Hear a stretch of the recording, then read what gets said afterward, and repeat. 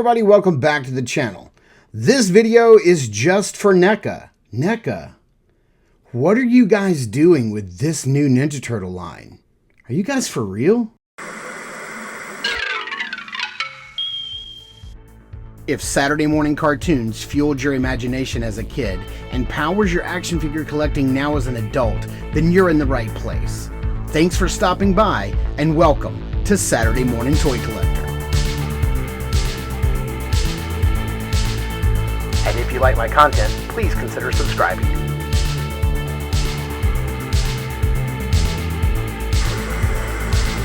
Over the past year, Articulated Empire has become your trusted online retailer.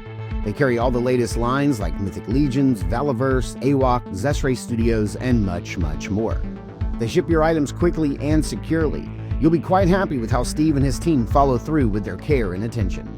Articulated Empire also offers free shipping over $75 and no tax except for Illinois residents. So head over to articulatedempire.com today and build your empire. All right, here we have a look at the new Teenage Mutant Ninja Turtles. This is the cartoon edition. This is based on the Nickelodeon cartoon, mutated from ooze, raised in the ways of Nujitsu by their rat sensei Splinter. The Ninja Turtles are ready to venture outside their sewer lair to fight evil everywhere. It's a pretty generic statement. You guys remember which cartoon series specifically that this art style is from? Pretty basic box. This isn't art from the cartoon. It's a little rougher, more sketchier. Of course, we're looking at Donatello here. I have a little bit of Donatello right there. Opening up here, we just have like some weird, like kind of clip arty stuff. We do kind of see, you know, like circuitry. So I know this is, you know, for Donatello here. And then we have pretty much everything he comes with. You can see it all like right here in the package. So let's get this guy opened up and let's see what NECA's trying to pull with this new line of Ninja Turtle action figures. Alrighty, here is everything in the tray with all of the little twisties removed.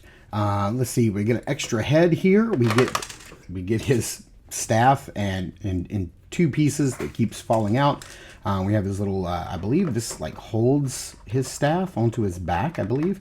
I had to look up the chicken because I think I only watched the first season of this show. I had to look it up. The animated version, the CG animated version came out in 2012. I think I only watched the first season, and this chicken is the mutated Mr. Dr. Cluckingsworth. The mutated chicken. I looked this up. It came from season 3. I never got that far in the show, so that's why I don't recognize that. And then let's see if we can get everything to fall out right here. On this side, we have his like his headgear. We have like a little computer. It looks like it was made from a Game Boy right here. Maybe some communicators. I don't know if this is an egg. I'm not sure what that is. A slice of pizza and a couple of hands here. So let's get this guy out of the package and see what NECA's up to. Oh boy, there is a lot to get to. So let's just dive right in. Here is Dr. Cluckingsworth, MD. They really went all out on this, and they didn't have to. Now this is a singular piece with no articulation, but you can see that there is a lot of texture and sculpting work done on this this little guy or gal, as it were. The tail feathers are really nice. There's a nice wash all over the whole thing. There's a lot of paint apps like right here in the face. I hope you guys can see, and then in the brain. It's just they went harder on this little accessory than they needed to. I also love this little thing. Again, I don't remember if this made an appearance in season 1, which was the only season I watched, but there is a lot of painted and sculpted detail here, a lot more than we would typically, you know, need to have. There looks like there's some duct tape taped around this corner of the little Game Boy device. We've got these egg beaters up here, or not, I don't know if they're egg mixers, like used as like antenna, but that's really cool. It's got this big button that protrudes out here. And then the other thing that we get as far as like an accessory, we get a lot, is this tiny little egg. Again, I don't know if this was something specific to the Dr. Cluckingsworth episode. I don't know where this egg came from. It's got a little band wrapped around it. It looks like it's got either a little parachute or a little hat on. Again, I'm sorry that I don't know these things. I didn't watch this full series when it came out.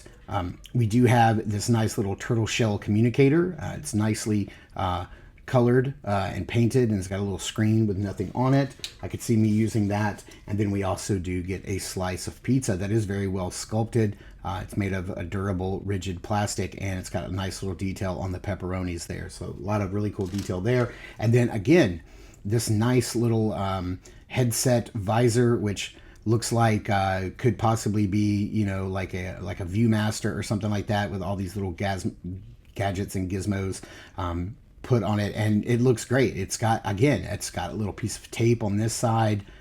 It's really cool. It's a lot better than it need be. And then we have this piece here, which is a very soft, rubbery piece, and I believe this is to hold the staff on his back. So yeah, that slides in nicely. The staff does come apart here in two pieces, and I believe that's so that you could put the bladed tip on, but you've got different colors of paint and wraps around the center part of the staff. Again, this comes off, and you do get this bladed end with a nice gunmetal gray paint applied, and then some battle damage to it, some weathering and wear, so you can make this larger staff. Like, it makes it look like this kind of like flipped out from here. That looks really cool.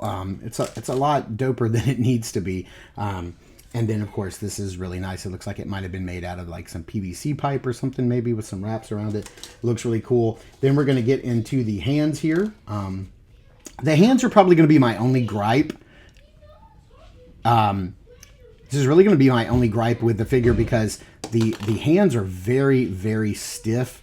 You can't really, it's hard to like get them open, to like get the bow staff to fit through. I wish the hands were a little softer and a little more pliable, a little lower durometer, as it were, so they're a little softer. But that's really cool. You get two gripping hands on horizontal hinges. We're going to get two open, kind of like splayed out gesturing hands on horizontal hinges. And then we're also going to get two pointing hands with the wraps, again, on horizontal hinges. All of them coming with the wraps, looking good, all very, you know, in that unique style that this animated cartoon had. We do have the standard Donatello mask with the eyes kind of slit and sort of a little more angry. And then you do have the bandana, which is on a little rotation base here, so you're not worried about snapping or breaking that off, which is really cool. And then we do have a version of the face with the eyes, so when they're not looking so kind of like, you know, trying to look all scary and menacing, they got the cartoon playful eyes, a little tongue sticking out, coming out there. Again, the bandana does rotate around on a little plug. So yeah, man, I'm excited and you know, pleased with all of the accessories that this guy comes with. Now, what am I talking about whenever I'm saying NECA, what are you up to? And what I'm referring to is that I had seen some pretty negative thoughts and negative reviews on this on these guys floating around out there, and was watching some of them, and I was like, oh my God, like if their views are to be believed, then if their opinions are holding up, then like what is NECA doing? But I gotta tell you guys, honestly, and I don't buy a lot of Ninja Turtles from NECA. I really don't. I haven't been in on their main cartoon line. I think I have two characters. I have a Raph and I have a Shredder, and that's it. This is the first NECA Ninja Turtle that I've bought in a long time, and I gotta tell you, this thing is pretty fire, and I knew that within about 20 seconds of taking this guy out of the package. I opened him up and I was like, okay, this is I'm either going to return this thing back to Target, or I'm getting all of them, and I'm getting all of them. This is fire. This figure is way better than it needs to be. Okay, now here is what I paid for this figure. So we all know that the NECA figures have recently gone up in price. So this, you know, a few months ago or earlier this year, this would have been $34.99. I paid $37.99 for him at Target. Okay, so $38. I need to check my receipt. It might have been $36.99. Actually, oh, you know what? I threw my receipt away because I decided to keep him. I don't know. I think he was $37.99. And you can still get them from Target's website, except for Mikey. Mikey, I guess, is out of stock or hasn't come in yet. I don't know. You can't. You can only get Donnie, Leo, and Raph. I think they're going to be the same price on the website. But I did check them out on Big Bad Toy Store. They're $41.99 on Big Bad Toy Store. So I don't know. That's a little bit of a price hike. But I did go ahead and pre-order Mikey since I don't think I can find him anywhere else. I did find, when I found him in stock, I found him at Target and my local Target, and they had him and Leo. And of the two, I liked the way this Donnie looked, so I grabbed him and was thinking, hey, he's either going to be garbage and I'll return him, or he's going to be fire. And he is. Let me go over this, all right, because this figure is way better than it needs to be.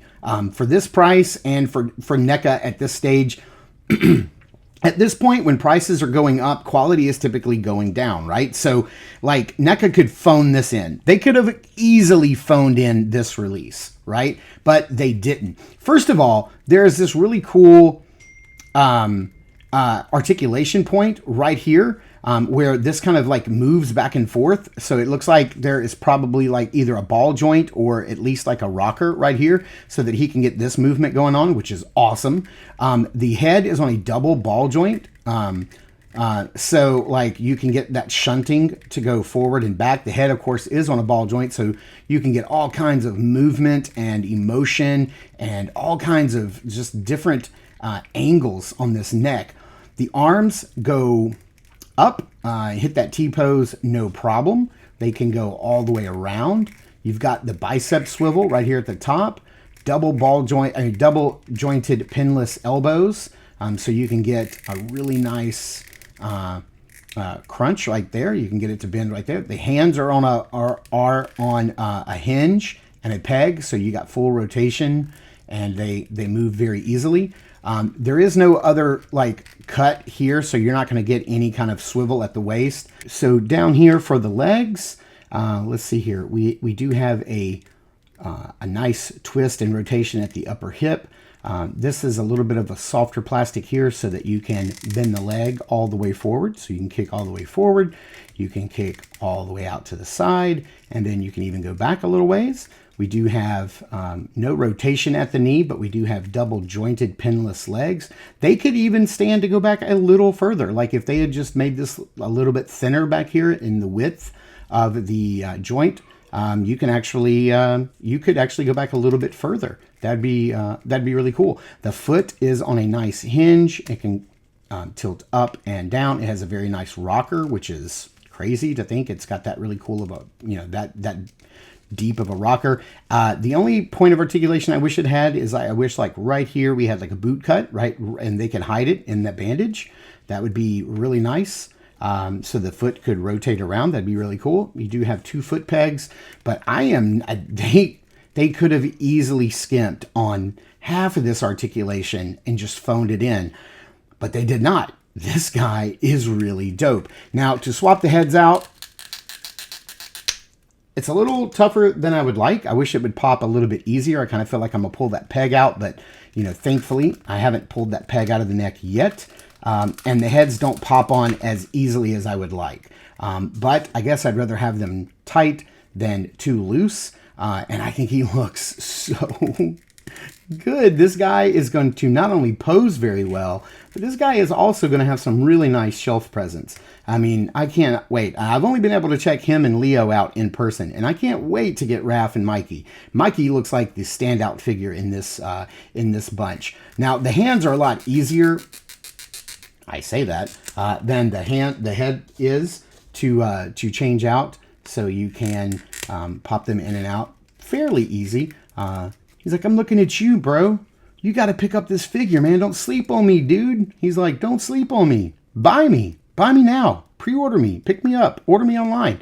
Yeah, this guy is a lot of fun. I don't know what NECA's doing over there because this guy is way more fun than he freaking should be. Okay, so one more tiny little negative thing that I found when I was posing this figure for the end of the review here is that the little the little holder that holds his staff to his back, it's very, very soft and pliable. Very soft. It's very rubbery. And so when you try to push it in that little tiny peg in his back through the strap and into his shell, it's really, really hard. I recommend putting the staff in the little rubbery plastic holder first and then trying to put it in.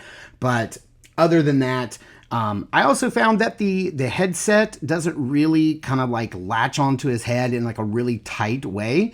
I like to put the strap underneath the bandana, but after that, it just kind of sits there. If you pose him around a lot, it's going to fall off.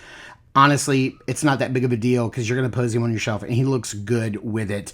Actually, between the slanted eyes and a more menacing look and then the more goofier, playful cartoon look with the headset, I really don't know how I'm going to display this guy on my shelf. I'm having a hard time trying to figure that out. But at the end of the day, I'm walking away from this, sub $40 figure loving everything I got with this character. Yeah, he came with some accessories that I don't really know, but that's on me, that I probably won't even use and won't display. They'll stay in the box or maybe in an accessory bin. But other than that, I am loving the value plus the playability and the posability of this figure. Again, I don't know what NECA is getting at. They could have phoned this in with prices going up and like quality going down. There's no reason for this figure to be as good as it is, and I'm so glad that I went out on a limb and purchased it, because otherwise I would have missed out on a really great new line of Ninja Turtle figures to add to my TMT shelf. So buy with confidence. This is a fun figure. You're going to have a lot of fun no matter which one of the four brothers that you pick up. So let me know in the comments down below, did you pick this guy up? Are you planning on, now that having seen this video, are you planning on getting one, or is this like a no-go for you? Let me know in the comments down below. Please check out our podcast called Across the Toyverse. Comes out every 2 weeks, wherever fine podcasts are distributed. And be sure to check us out over at Instagram at Saturday Morning Toy Collector. I am your Saturday Morning Toy Collector, Mark, and I'll see you in the toy aisles.